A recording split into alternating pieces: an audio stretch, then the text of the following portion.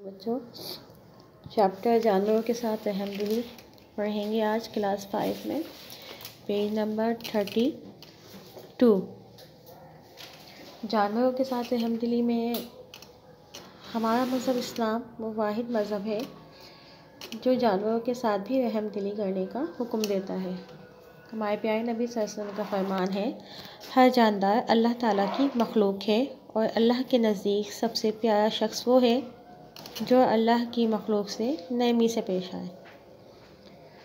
हमारे प्यारे नबी सल्लल्लाहु अलैहि वसल्लम जानवरों का बहुत ख्याल रखते और जानवरों के साथ नरमी का हुक्म देते।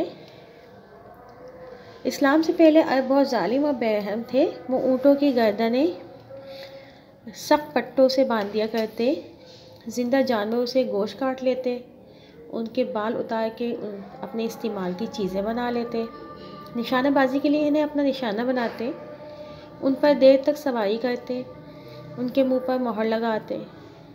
हमारे प्यारे सल्लल्लाहु ने इन सब बातों को सख्ती से मना किया। बार बर्दारी के जानवरों पर ज़रूरत से ज़्यादा बोझ डालना मना फरमाया, उनके साथ सख्ती से मना फरमाया, उनको उनकी ग़िज़ा का पूरा ख्याल रखने का हुक्म दिया।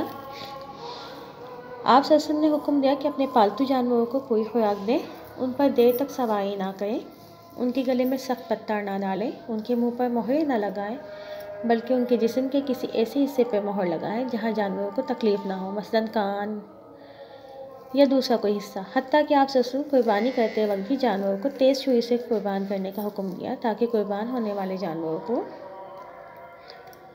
कम से कम तकलीफ़ हो।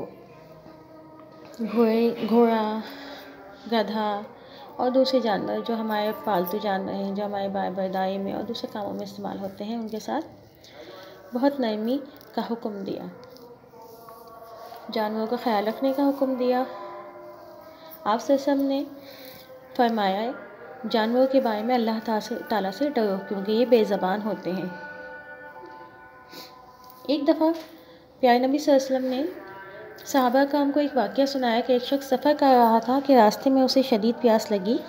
उसको एक कुआं नज़र आया मगर उसमें पानी बहुत कम था, इसलिए वो कुएं में उतरा और अपनी प्यास बुझाई। जब वो बाहर निकला तो देखा एक कुत्ता बहुत प्यासा है और ज़मीन चाट रहा है। ये देखकर वो दोबारा कुएं में उतरा, अपने चमड़े के मोज़ों में पानी भर कर लाया और कुत्ते को पिलाया। अल्लाह ताला को इसका ये अमल इतना पसंद आया कि इस शख्स को मरने के बाद जन्नत में भेज दिया।